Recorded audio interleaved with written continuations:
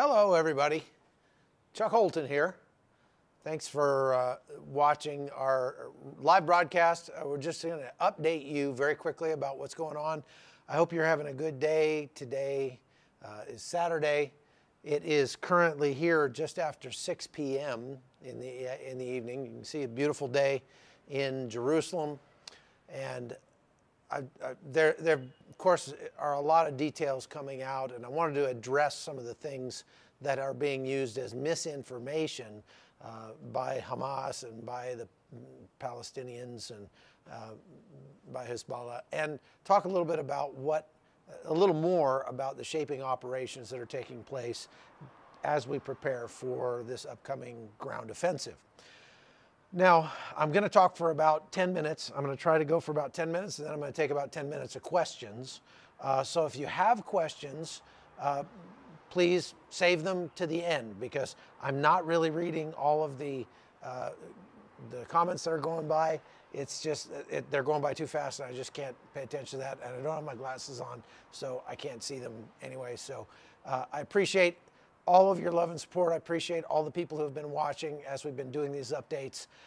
And there is a lot going on. So let's get into it. Firstly, you probably heard that there were 2 American hostages released yesterday by Hamas. And the very interesting thing, according to what I'm being told, hold on a second, just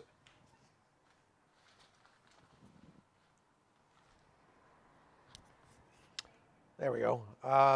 According to what I'm being told about those 2 hostages, number one, they were not actually on the official list of hostages. They were in an unknown category. A lot of people aren't aware that there are still a lot of people, dozens at least, of people who have not been accounted for after the horrible attack of October 7th. So there very likely will be more hostages once word comes out whether or not they're alive. And as a matter of fact, since the 2 hostages were released yesterday, the 2 American women, the actual number of hostages has gone up. It's gone from 203 to 210. And that's because they're still trying to identify bodies. Very disgusting, but many of the bodies of the slain after the October 7th attacks were so badly burned that they were not able to easily or quickly identify them. And so they're still in the process of DNA analysis and that sort of thing. Even trying to collect body parts. When we were down at the Kibbutz Be'eri, which is one of the places where they were beheading babies and that sort of thing, last week, we saw them down there collecting body parts that were blown up and that were scattered all around. And they said that they got to the point when they were going into, once they had cleared the kibbutz from the Hamas terrorists, they got to the point where they were looking for fires, looking for places where there were burned places, because they knew that was where they would find bodies. So the Hamas terrorists would collect up a bunch of settlers, a bunch of people on the kibbutz, and put them in one room, put a bunch of gasoline in there, and then throw a hand grenade in there to catch it on fire and burn those people alive. Absolutely horrific stuff. And so anyway, the bottom line is the number of hostages is likely to continue to go up, and that may have something to do with the fact that they haven't actually kicked off this ground operation yet into Gaza, because they're working very hard on all of their channels. They're working their signals intelligence, their human intelligence, everything they can do to try to figure out where those hostages might be and create target packages to send troops in there to go and try and rescue those hostages. Now, many of them are likely to be underground in the tunnel network that is known kind of colloquially as the Gaza Metro.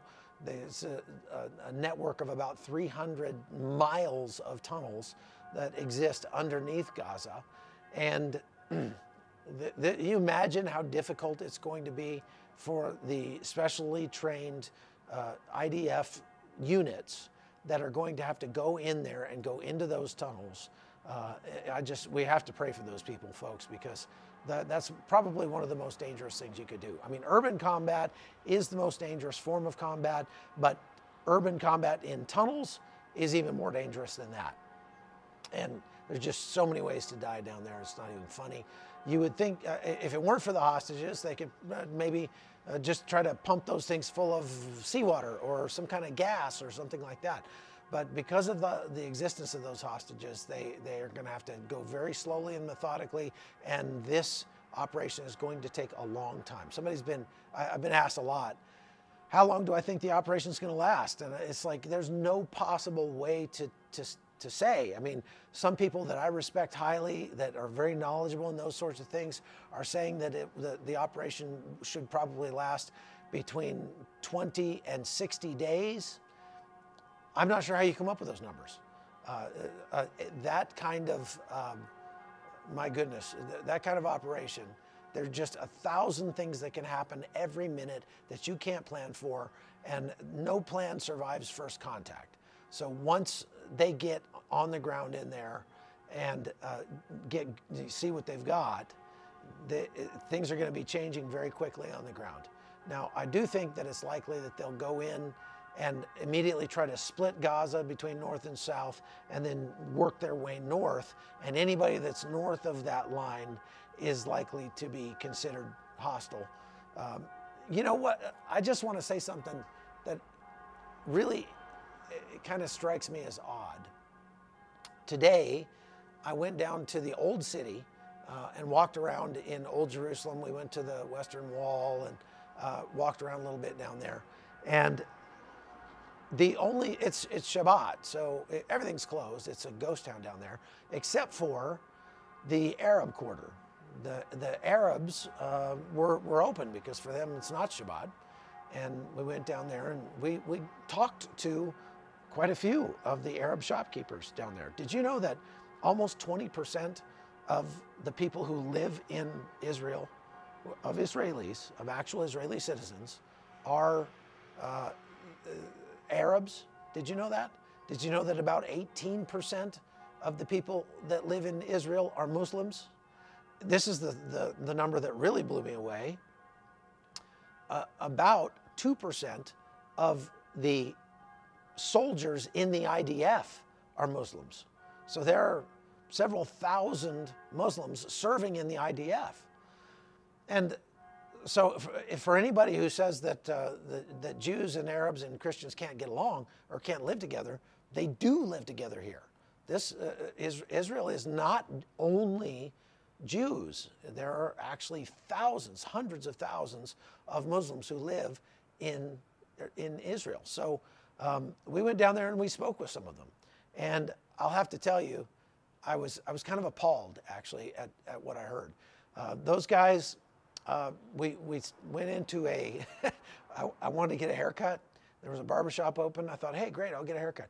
And so I stepped into the barbershop and we sat down and I looked up and they had Al Jazeera, I think, Arab network out of Qatar playing on the television, showing Gaza being blown up. And they kind of looked around. The guys looked at us and we looked at them. And the barber was over there shaving a guy with a straight razor. And I thought, maybe today is not the best day to get shaved with a straight razor by an Arab Muslim. Now, I wouldn't have normally thought that. I've had many a shave and a haircut by Arab Muslims across the Muslim world throughout my career, and I've never had a problem. But we had been talking with all these shopkeepers who were Arabs, who were Muslims, and of course they're very kind to you if they think you're going to buy something. But even one of the men that we actually purchased from, after we made the purchase, said, well, what do you think about this conflict? And we said, oh gosh, it's really terrible what's happened, and we really hope that the conflict is over soon. And he started just spouting off all the lines about, well, this is occupied land and the Israelis need to leave and they don't, they don't belong here. And he started getting pretty exercised, pretty angry, just as the more he spoke about it. And we're not trying to inflame him or anything. We're just like, hey, well, it's nice talking to you. We're going to head out now. But he was obviously pro-Palestinian, pro-Hamas, said very specifically that Hamas was not a terror organization and that the Israelis were the terrorists. Now, and I was just struck by the irony of that. Just a second, I get a drink here. I've been talking so much that I'm losing my voice.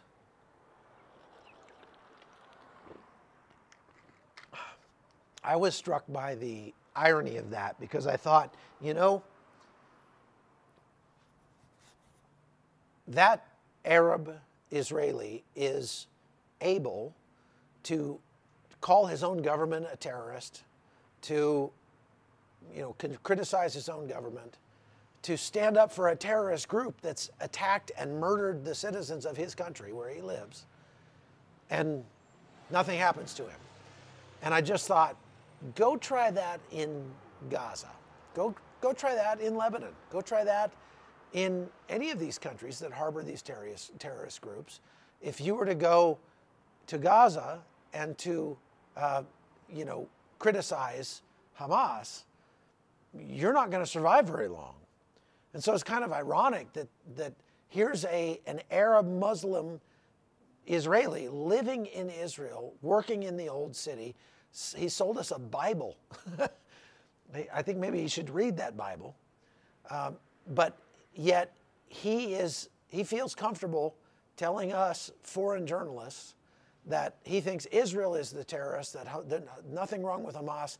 And I was just shocked by that. Another shopkeeper I spoke to said that he didn't believe that any of those actual massacres on October 7th had taken place. And I said, what are you talking about, man? I was there. I saw the bodies. We went there. We saw we saw the destroyed buildings and the kibbutz all wrecked and blood stains everywhere. And I said, we saw it. It happened. And he kind of looked at me and he said, wow, well, you know, the news that we watch is saying that this is all fake. And they believe that. That's mind-blowing.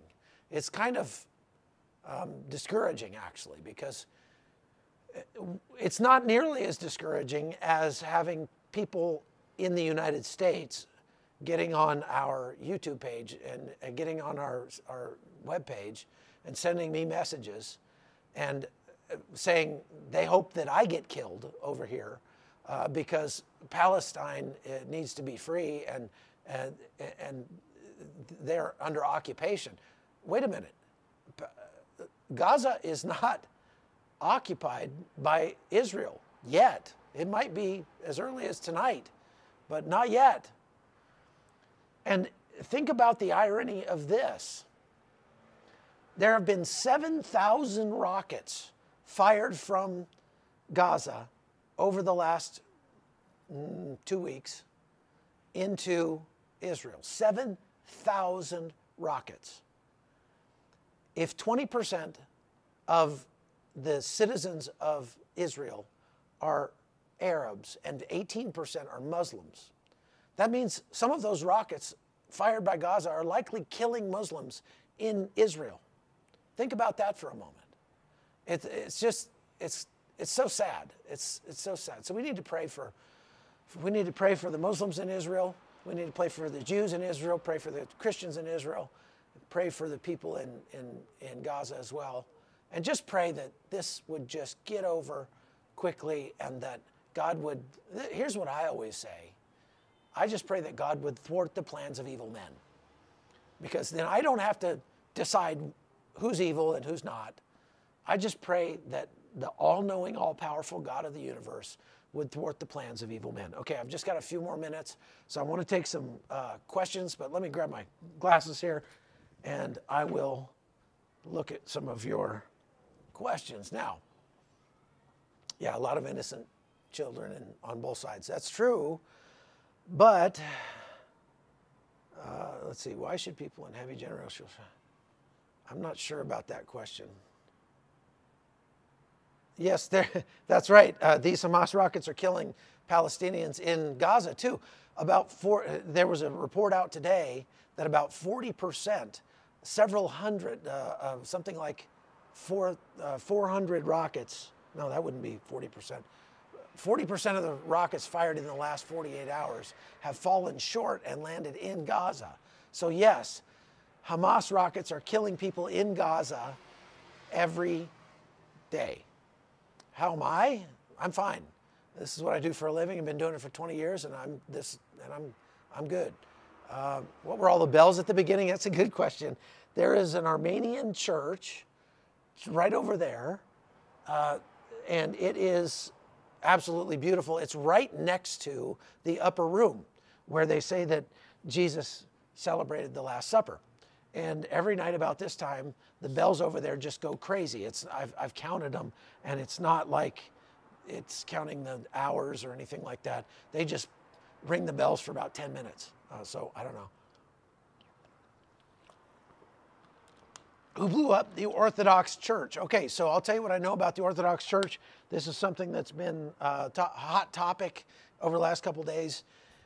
And so there's a very ancient Orthodox church in Gaza, and it was damaged. It was not destroyed. It was damaged by an airstrike from Israel. The IDF released the gun camera footage of that strike, and they show the church, and they show the crosshairs where they're aiming, which was basically there was a building next to the church where Gaza had set up, where Hamas had set up a headquarters, and they're very well known for doing things like that.